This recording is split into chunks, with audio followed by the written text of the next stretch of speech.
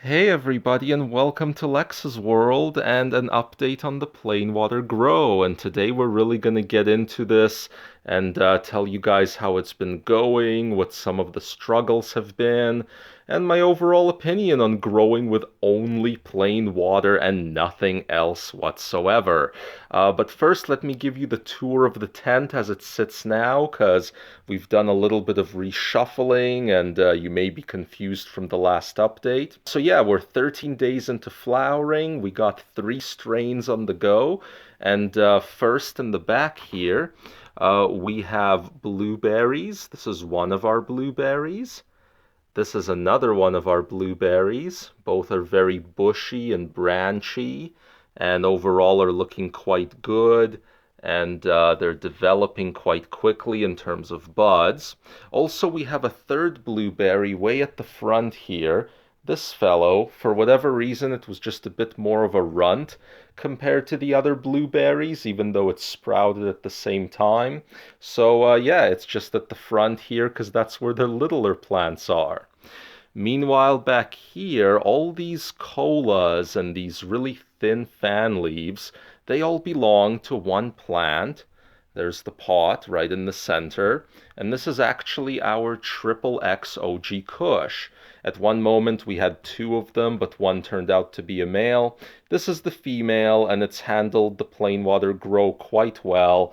It's mostly healthy, a little bit of maybe potassium issues in one spot of it, but overall looking quite good. I've been very impressed with it. It just needed to be low stress trained because it was way more sativa dominant than the other plants. That's why it's got a whole bunch of extra colas going. I had to low stress train it to control its height. And then the other 3 plants, that fellow, and this fellow here, those are our Bubba Kushes, which regardless of what soil they were raised in, just didn't like this plain water grow at all. They developed all sorts of issues. I was quite powerless to stop those issues in a plain water grow. This right here, this Bubba Kush, this is actually the original one that we rescued out of the really bad soil that we were trying out during germination. It never really recovered, and to this day, even of the 3 Bubbas, it remains the runt. So yeah, look at how much taller they are. It's still the runt. It's had a lot of various issues. So there you go. Bubba Kush, not enjoying the plain water grow. Blueberries, most of them are doing well, with the exception of the runt. They're in the back and holding up nicely, still going slower than how I'm used to doing blueberries. And this OG Kush seems to be also quite healthy.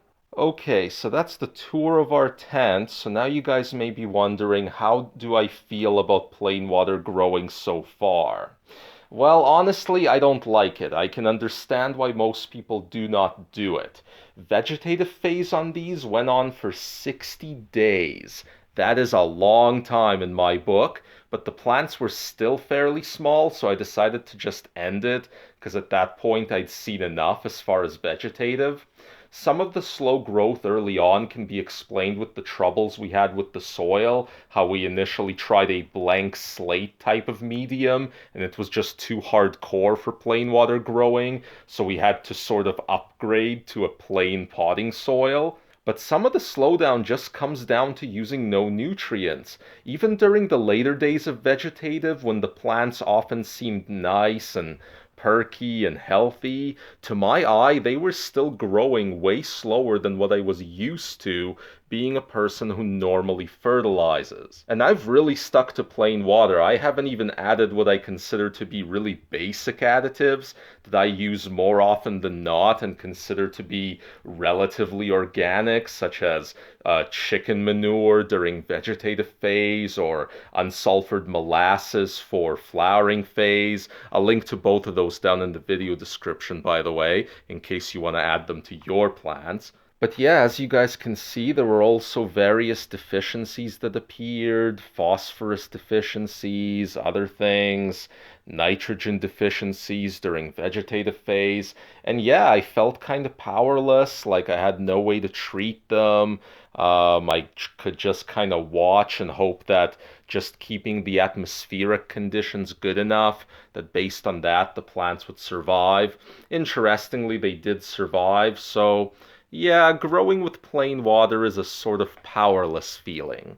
I suspect, though, that had this been a grow that involved some clones from a decent mother plant or a bigger set of seedlings from which to pick the strongest specimen, then probably this whole deficiencies thing wouldn't have been such a big deal. Like these two in the back here that are definitely the picks of the litter from any of these strains, they made it through with very, very few signs of trouble. So I guess if you're plain water growing, make sure you're using strong specimens. And still, those two strong blueberries are still growing way slower than I'm typically used to blueberries growing. I will say on the positive front that this type of growing is a lot more low stress than anything I've done in the past.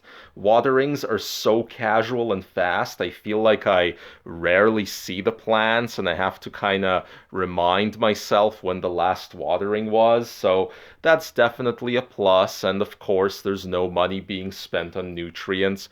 So that's a plus too. I just don't feel that it makes up for the loss in number of days. Also, our Electric Sky 180s, they're still working good. I got no problems with them. I don't use any dimmer switches on them at all during flowering because flowering is not a time to be using dimming. Flowering is a time to have your lights on at full blast. So we'll see how flowering phase goes, guys. We already know there's a slowdown during veg, but what kind of yield do you get during flowering if you don't boost the plants with any flowering nutrients? We're definitely going to be comparing these two blueberries back here to some of the blueberries I've done in the past on this channel using very basic newts. Let's find out what happens. Make sure you're subscribed if you want to be part of those who find out what happens. Hit that like button, and more on carbon filters next week, I think. See you next time. Bye-bye.